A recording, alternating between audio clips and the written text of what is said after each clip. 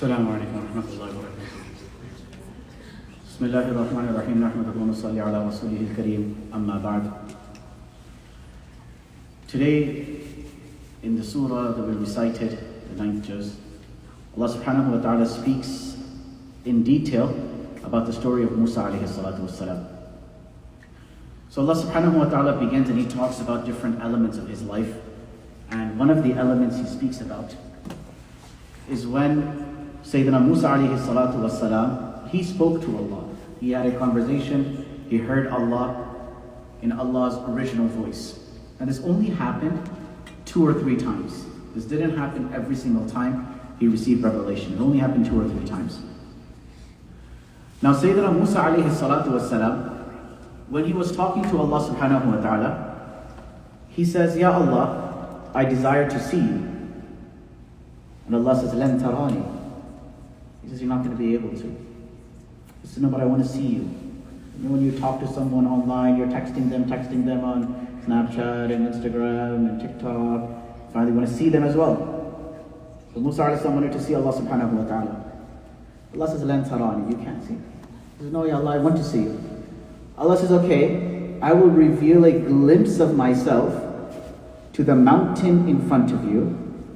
And if you're able to gaze upon what I have gazed upon, or what has received a gaze from me, then you may be able to gaze upon me.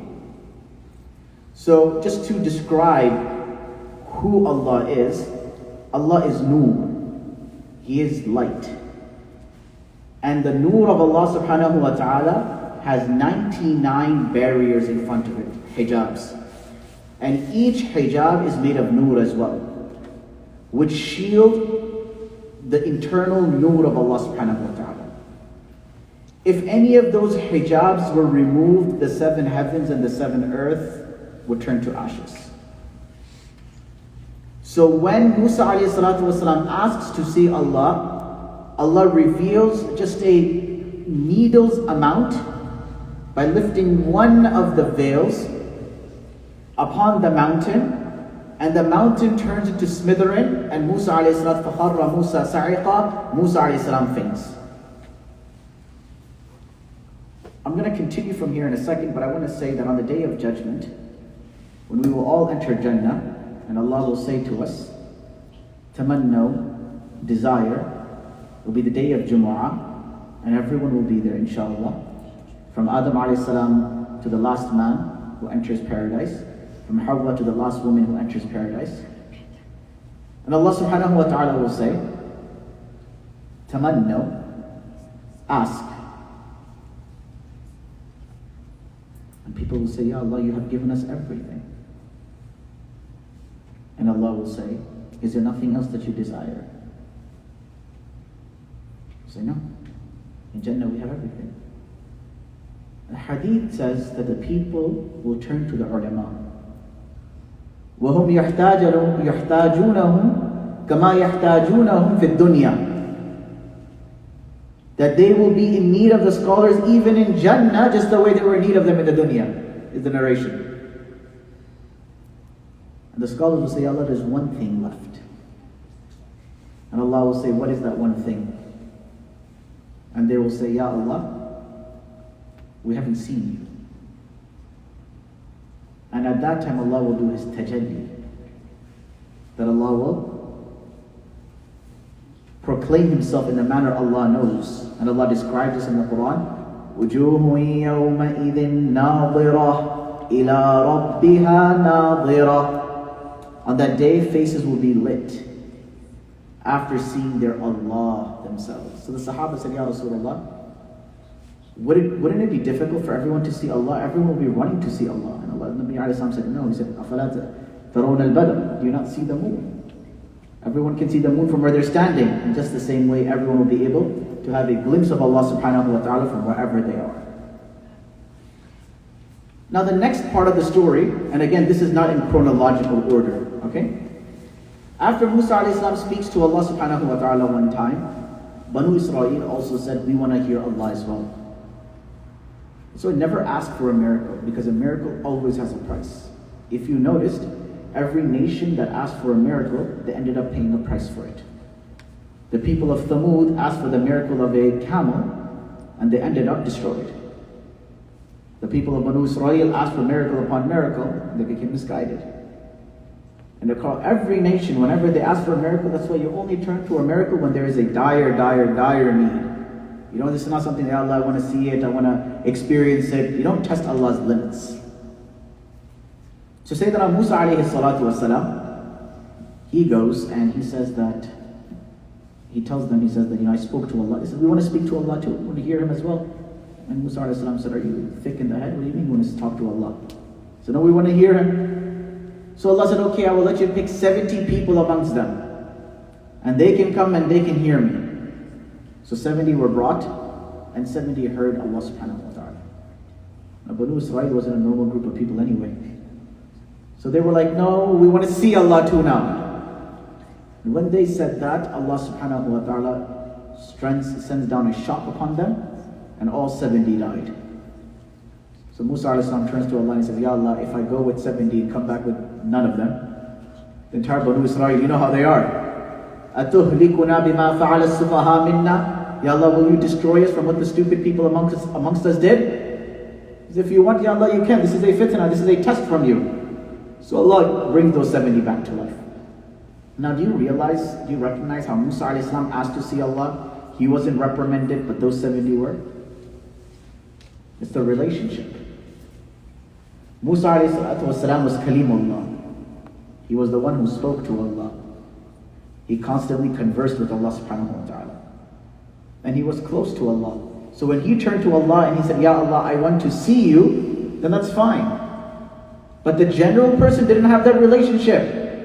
So them asking the same thing, they're crossing their lines. And that is why relationships, they matter. When you're close to someone, the relationship is different. When you're far from someone, the relationship is different. You could go to your mom and tell her to cook you something. Or your father to cook you something, and they'll make you something. Now someone on the street goes and asks, they probably won't do it. It's the relationship that matters.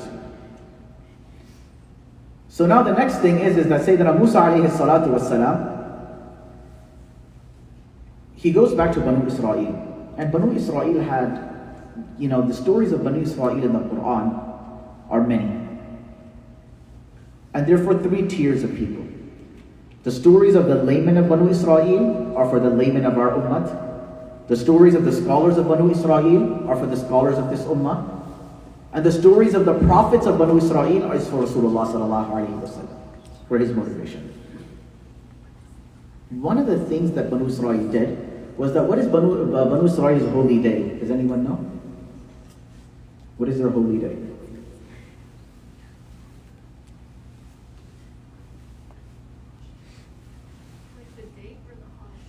The day of the week, that's the holy day for them. Oh, Saturday. Saturday. What did they call it? The Sabbath. In Arabic, it's called Sabt. Yawm al-Sabti. And they call it Sabbath. So on Saturday, they're not allowed to do anything. Not allowed to work. And that is why Saturday and Sunday is off. Sunday for the Christians, Saturday is for the Yahudi. This is why in the West you have this holiday. If you go into the East, the holiday is Thursday and Friday. That is how the holiday is. Yom al-Khamis and Jumu'ah. And Saudi and stuff, the official holidays is Thursday and Friday. So on Saturday, they're not allowed to work, and the Orthodox Jews will not even use technology. They won't ride any vehicle or anything, and that's their day of resting with their family. And they weren't allowed to hunt either that day. But Allah tests you in your obedience. So in the entire week, they lived by a coast, and the fish wouldn't come the entire week. And on the day of Saturday, all the fish would come.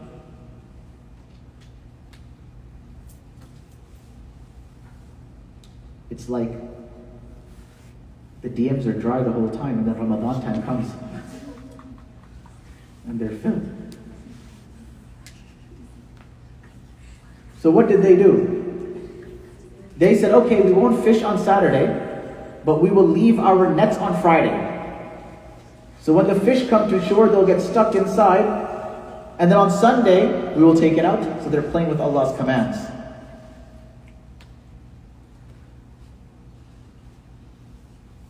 It's like we do the same thing, right? Okay, I won't respond to the DM now. I'll leave it in my request. On the day of Eid, I'll get back to it. I'll let it stick over there. I'll let all the requests remain, and then I'll approve them that day. So a group of them came, and they said, "You're playing jokes with Allah." And Allah subhanahu, and other people said, "Dude, why are you telling them? They're not going to listen. You always have people who don't listen." And people say that, "Dude, I'm not going to tell them anything. They're not going to listen."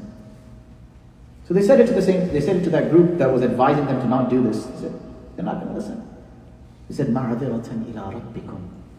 He said, on the day of judgment, we want our names to be written down amongst those people that attempted, and we have an excuse in front of Allah subhanahu wa ta'ala.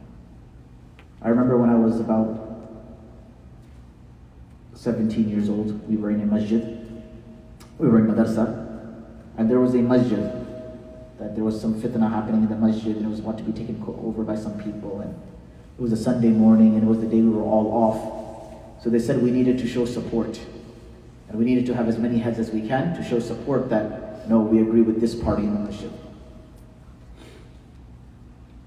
I believe it was Qadiani or someone that was trying to take over the masjid. And it was Sunday, nobody wanted to go. That's our day off. So they brought the bus, and there was one guy, he just kept on saying one thing to us. He said, "Ma'adiratan ila rabbikum, ma'adiratan ila rabbikum." He said, on the day of judgment, when Allah asks you, "What did you do?" at least you have an excuse to say you attempted to do something. You attempted to make a change. That is why no matter what the call comes and whatever the request comes, always make an intention you will do something. Intention is free. But not to even intend to make a change or to bring a change, then you'll never become better. So then Allah subhanahu wa ta'ala destroys this nation that was playing Allah with Allah. You know what He did to them? Kunu qiradatan khasi'in. Allah turned them into apes.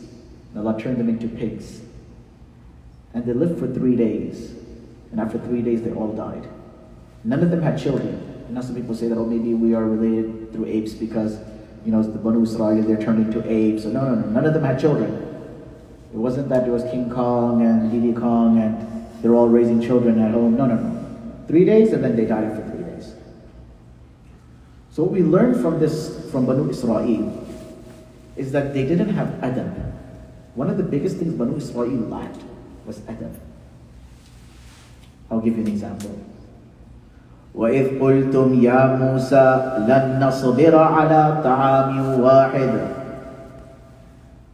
وَإِذْ قَالُوا يَا مُوسَى Hey Musa! They would just call him Musa. And the Sahaba never called Rasulullah ﷺ by his name. They never called him Muhammad. They called him Ya Rasulullah, Ya Nabi Allah. The non-Muslims called him Abul Qasim. They never called the Prophet by his name. It was against the adab. And the Sahaba became successful because of the adab they had around Rasulullah ﷺ. That is why if you cannot pray a lot, and you cannot do a lot of ibadah, and you struggle with a lot of sins, the one thing try to always do is have respect and adab.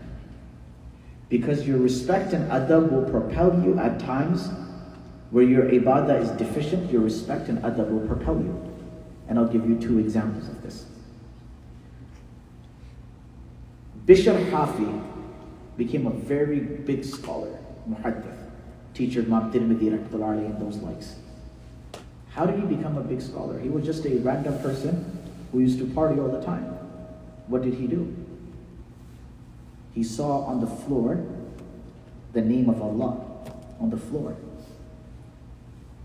And he grabbed it, he put some itar on it, and he put it to a high place. And that night in a dream he hears a voice say that you have elevated our name, now we will elevate your name. Small adab, that the name of Allah shouldn't touch the ground. We all know the story of the couple who didn't have anything in their home. And someone came to them and they gave them a Quran as a gift. Now they have the Quran in their hands, but they have nothing at home. They don't even have a bed. So if they go to sleep, then the Quran will be on the floor. So one says, I will hold it on top of my head for half the night. The other says, I will hold it for the other half of the night. And they do that. And the adab that they showed at night is holding the Quran on their head. Not in their weddings or something like that. No, out of true respect for it. When the sun rose and they looked inside the Quran, they realized that they had already memorized the Quran. That Allah embedded it inside their heart. The adab that they had with it. Zubaydah, the wife of Harun Rashid, she was a boss. She built a river from Baghdad all the way to Makkah Mukarramah called Nahr Zubaydah for the Hajis. That's like thousands of miles in those days, so that the Hajis would have water. Until today, that river, it's not flowing, but the canals you can still see, Nahr Zubaydah. And at any given time, she would have over 10,000 people in her home that are reciting Quran. This woman she was an academic, she was a scholar, she was recited Quran, fasted, she did everything. After she passed away, someone asked her that how did Allah deal with you? You did so many good things. She said, Allah didn't look at all of my good actions, but He forgave me for only one thing that I did. And she said, what? They said, what was it? She said, I was very hungry. And the whole day I was busy, I didn't get a chance to eat anything. And in the evening I was about to eat something, and as I was going for the food, my hijab was down. And as I was going for the food, I heard the adhan. And when I heard the adhan, I took a break from the food, I grabbed my hijab, I found it, I covered it out of respect for the adhan, and I waited. And when I reached in the hereafter, I was told that I am forgiven solely because of the adab and respect I showed to the name of Allah subhanahu wa ta'ala.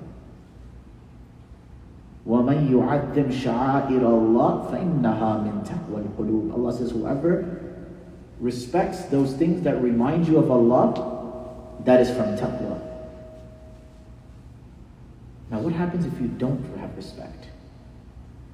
يَا أَيُّهَا الَّذِينَ آمَنُوا لا ترفعوا أصواتكم فوق صوت النبي ولا تجهروا له بالقول كجهر بعضكم لبعض أن تحبط أعمالكم وأنتم لا تشعرون. Allah says, O you who believe, don't raise your voice above the voice of Rasulullah sallallahu alaihi wasallam. In his life, it was in his presence. After his demise, it's by his grave or when the hadith are being said. You're busy on your phone, you're doing something. Well, hadith is being said. And you're doing something else, you're talking to someone else. Quran tafseer is happening, you're having your own conversation. You know what the punishment of it is? أَن تَحْبَتَ أَعْمَالُكُمْ. All of your good deeds become erased.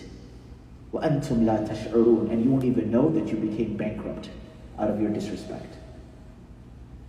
That is why out of all of the things, adab is the key thing. Imam Bukhari's book got acceptance not because he wrote this amazing book. It's because before every hadith from the 10,000 ahadith he recorded, he took a shower, prayed 2 rakat, asked Allah for guidance, and then he did it. He had the adab for the hadith of Rasulullah sallallahu alaihi wasallam. Imam Malik's name shined not because he was some great scholar.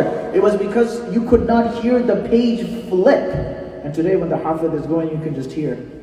They're looking for their verse, where is it in the Quran? You can just hear. Disrespect can make you lose everything. And respect can make you gain what you never had. Ba adab ba nasib, be adab be nasib. My own ustad used to tell us a story. He was from Kashmir, I believe. He used to tell us a story where he studied the 7-year alim program, and he was a master of Arabic grammar and nahu. But he used to tell us that while he was studying, he could not understand Arabic at all. So we asked him, how is that possible? Your Arabic is so good. Now, as a student, you're telling me you didn't know any Arabic? He said, no, I didn't know it. 7 years alim course, you didn't know Arabic? No, I didn't know it. So what happened? He said, I was once sitting down, and my Arabic teacher was teaching me Nahu and grammar. And while he was teaching me grammar, I was yawning with my mouth open. So he looked at me and he said, "Ek ghade muh band kar." Donkey, close your mouth. We had one of my friends, I think he might be listening over here. They're Urdu, they're like ABCD. Their Urdu is weak. And they have a really nice house in the outskirts of Jersey. So all the time the parents would call them Ghada, Ghadi, Ghada, Ghadi. And they just thought it was like a bad word.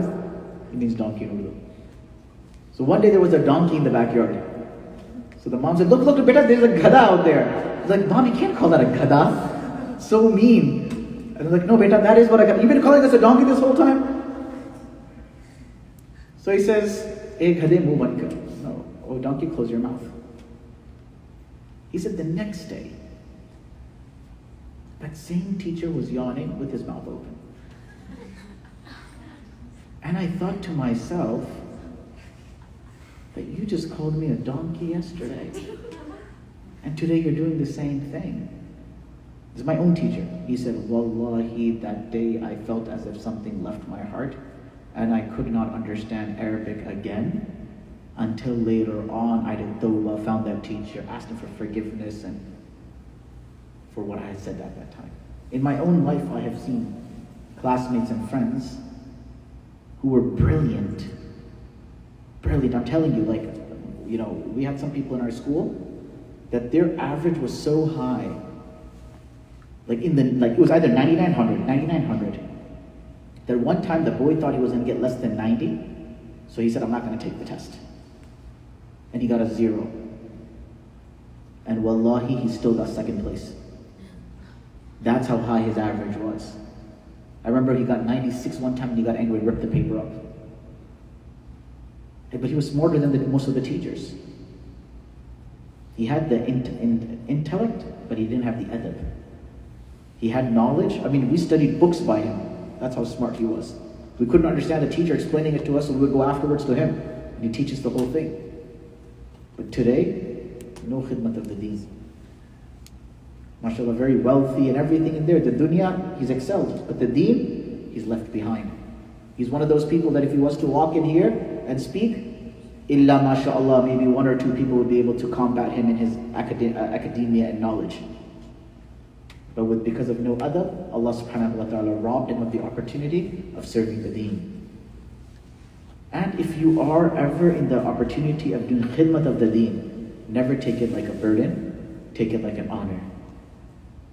When we are doing the khidmat of the deen, then even cleaning the toilets and vacuuming the floor, and there is no task that is too small or low for us.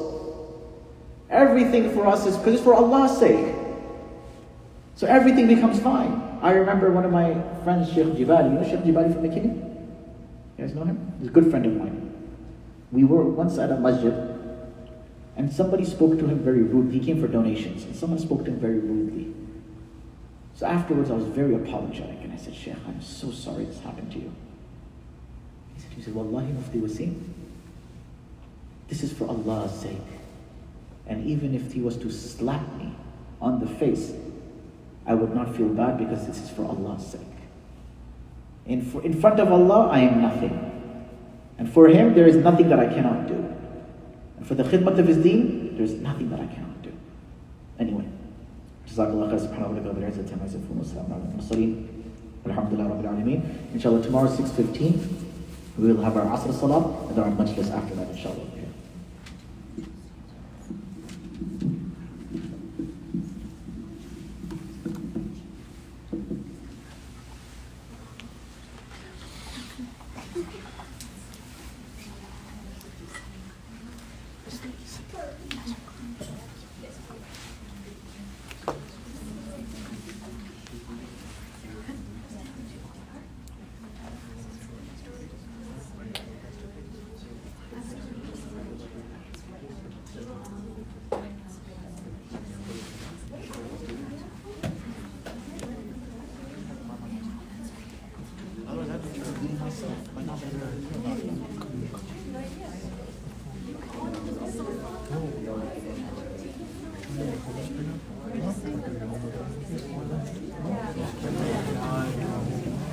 there are clean. How are they pay you?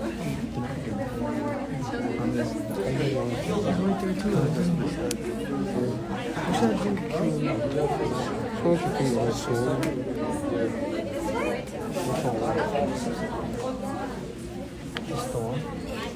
Were you about to say anything?